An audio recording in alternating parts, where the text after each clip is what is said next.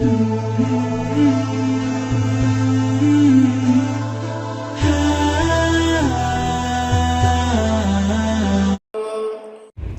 membolehkan semua itu, pakaian, mobil, rumah, segala macam, tapi ada batasan-batasan yang telah Allah atur.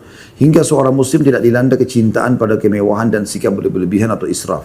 Sungguh merupakan suatu keanehan jika engkau mendengar bahwa sebagian di antara mereka terkadang bersusah payah meminjam uang untuk ikut bersaing dan menyaingi orang lain dalam hal-hal model baru agar tampil dengan berpenampilan terkini.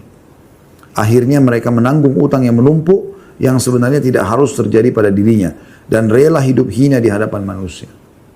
Jadi misalnya gara-gara temannya baru ganti handphone, dia paksain diri. Berapa handphone itu kau beli? 15 juta. Ya udah, saya juga harus beli. Padahal dia nggak ada kemampuan, gajinya pun mungkin cuma 2 juta. Hanya paksakan diri, terpaksa cicil riba, kena jadi dosa, atau utang sama orang lain. Ya.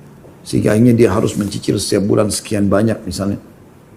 Ya mungkin uang-uang itu masih lebih bermanfaat kalau dia gunakan untuk membiayai keluarganya, membiayai dirinya, membiayai sekolahnya dan seterusnya. Ini contoh saja. Sekali lagi kita boleh saja menikmati dunia, tapi jangan memaksakan diri karena ini berbahaya. Hanya dengan alasan ingin bersaing sama orang lain. Dan ini akhirnya mereka menanggung utang yang seharusnya tidak terjadi pada dirinya dan rela hidup hina di hadapan manusia. Dan agar kita tenggelam, agar kita tidak tenggelam dalam gaya hidup seperti ini yang dapat melemahkan keimanan kita, lalu melemahkan sikap konsistensi kita, maka kita harus hidup sederhana, puas dengan suasana yang sedikit dari apa yang Allah SWT berikan kepada kita, atau dengan sesuatu yang sedikit. Jadi kalau misalnya Allah berikan sedikit, ya sudah dia bersyukur, sambil dia ikhtiar memperbaiki keadaan menjadi lebih baik bisa. Tetapi memaksakan diri melampaui kemampuan, maka ini berbahaya. Apalagi sampai membuka pintu-pintu dosa yang lain seperti utang. Karena Nabi SAW bersumpah ya, tentang masalah utang ini hanya karena memenuhi keinginan bukan kebutuhan ya. Ya. Kata Nabi SAW, demi zat yang jiwa Muhammad dalam genggamnya, kalau seseorang itu terbunuh mati syahid lalu dia hidup, lalu terbunuh mati syahid lalu dia hidup lagi, lalu terbunuh mati syahid 3 kali, ya, maka tidak akan diterima syahadatnya atau mati syahidnya sampai utangnya lunas. Sampai Nabi SAW tidak mau mensolati jenazah yang ada utangnya.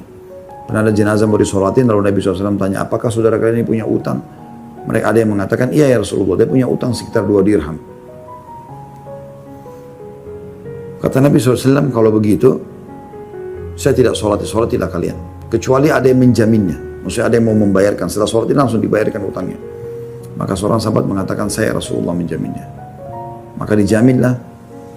Setelah dijamin, Nabi SAW mensolati jenazah tersebut. Juga hadis Nabi SAW yang berbunyi, ruh seseorang itu tertahan, tidak naik ke langit, gitu ya, selama utangnya masih ada. Jadi memang banyak orang melakukan perbuatan itu ya.